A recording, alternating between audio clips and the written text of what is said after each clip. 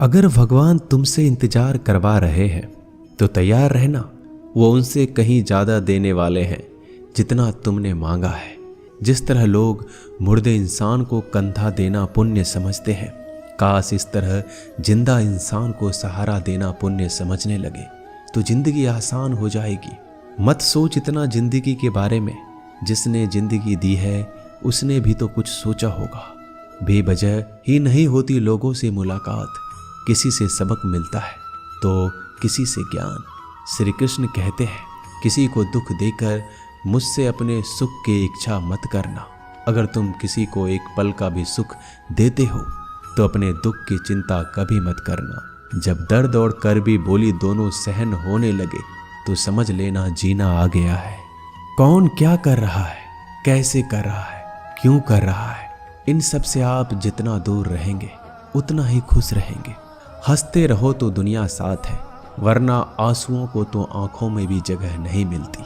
जीवन में जो होता है वह किसी वजह से होता है। या तो वह आपको कुछ बनाकर जाता है या फिर कुछ सिखाकर। कटना, पिसना और अंतिम समय तक निचोड़े जाना गन्ने से बेहतर कौन जानता है कि मीठा होने का नुकसान कितना होता है। जब कोई दिल दुखाए तो सबसे बेहतर है कि हम चुप हो जाएं, क्योंकि जिन्हें हम जवाब नहीं देते उन्हें फिर वक्त जवाब देता है। अंधे बहरे गूंगे बनकर अपने लक्ष्य पर ध्यान देते रहो। यहाँ इतने खाली लोग हैं कि ना खुद कुछ करेंगे और ना करने वालों को कुछ करने देंगे और उनका मनोबल भी तोड़ देंगे।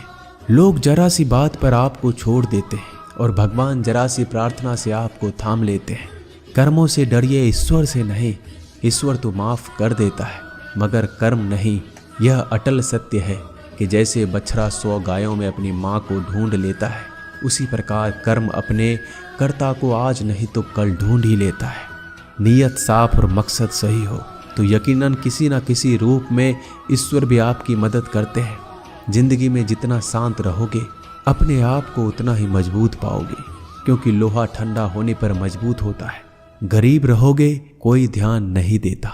मेहनत करोगे तो सब हंसेंगे, लेकिन जब कामयाब हो जाओगे तो सब जलेंगे।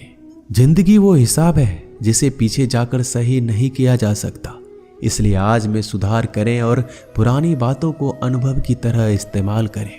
जिस जिंदगी में उत्साह, लक्ष्य और अनुशासन ना हो उसे जिंदगी जीना नहीं, जिंदगी काटना कहते हैं।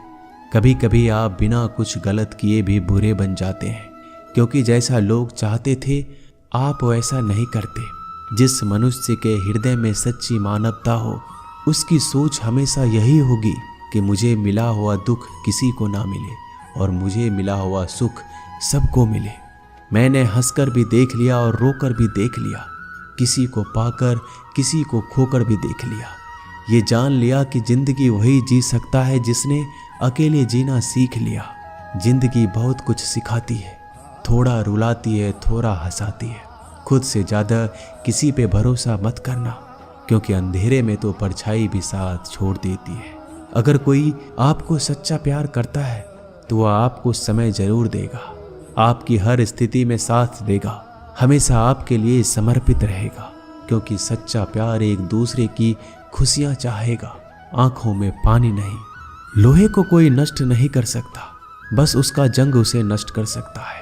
इसी तरह आदमी को कोई और नहीं बल्कि उसकी सोच ही नष्ट कर सकती है।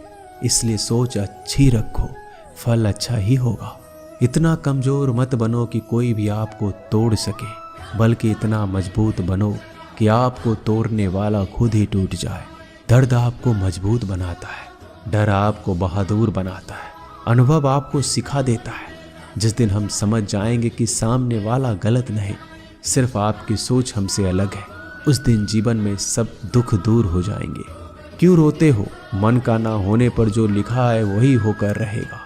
एक रास्ता बंद करने से पहले भगवान 10 रास्ते खोल देते हैं। गर्मी के मौसम में पत्ते सूखने के बाद भी पंछी घोंसला नहीं छोड़ते, क्योंकि वो जानते हैं फिर से बरसात आएगी और पेड़ पर नए पत्ते आएंगे। जो हुआ उसे भूलकर नई शुरुआत करो और याद रखो, जिसका कोई नहीं होता उसका भगवान होता है। मतलब से जुड़े रिश्ते मतलब तक साथ देते हैं, लेकिन दिल से जुड़े रिश्ते आखिरी सांस तक निभाते हैं।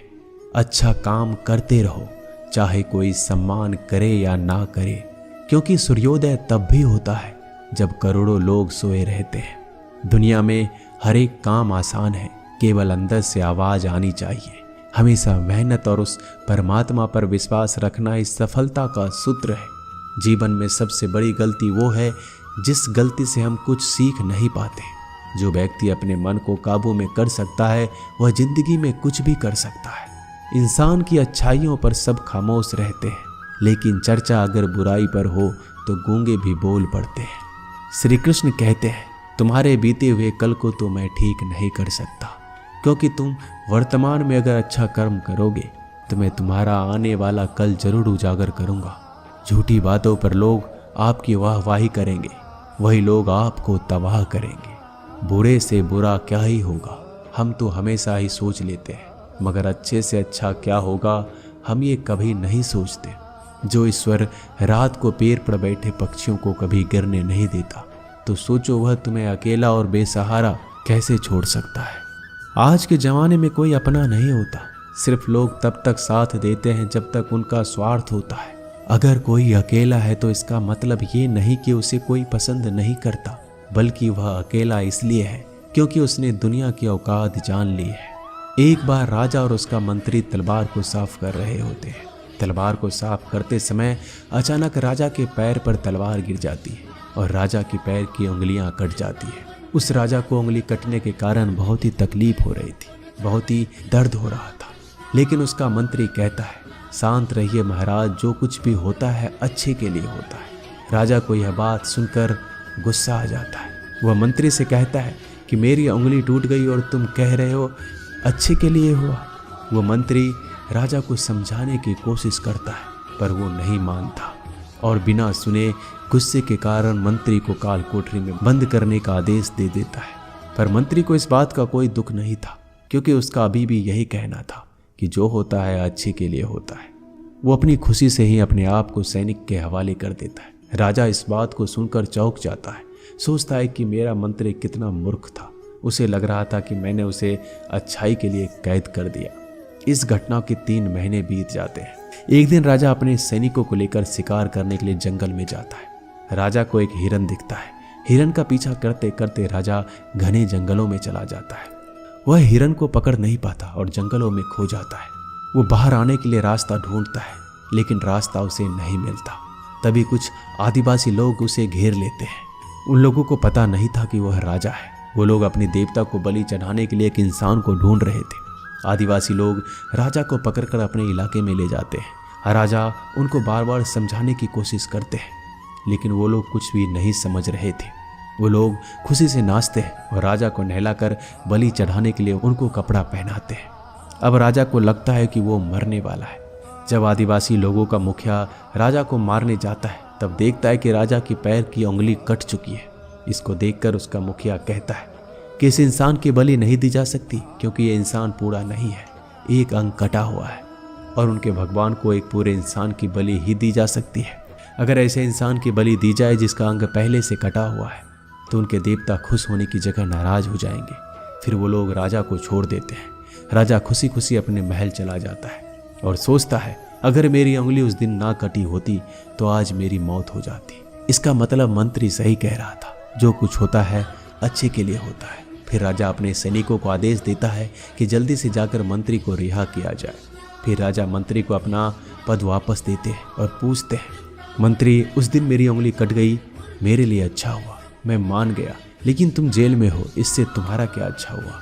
मंत्री खुशी खुशी राजा से कहता है, महाराज आप शिकार के लिए जाते तो आपके साथ मुझे भी आना पड़ता, और अगर मैं आपके साथ जाता तो वो लोग मुझे मार देते। मंत्री की बात सुनकर राजा को समझ आता है कि जो भी हमारे जीवन में होता है वो अच्छे के लिए होता है। अगर हम अपने जीवन में देखें तो हमारे जीवन में भी कुछ मुश्किलें आती हैं, हम उनका सामना नहीं करते, हम उनको ही दोष देते हैं। ये मुश्किलें हमें आगे बढ़ाने और मजबूत कराने के लिए ही आती है। हमें हर मुश्किलों को सकारात्मक तरीके से देखना चाहिए, क्योंकि हर चीज़ कुछ ना कुछ सिखाकर ही जाती है।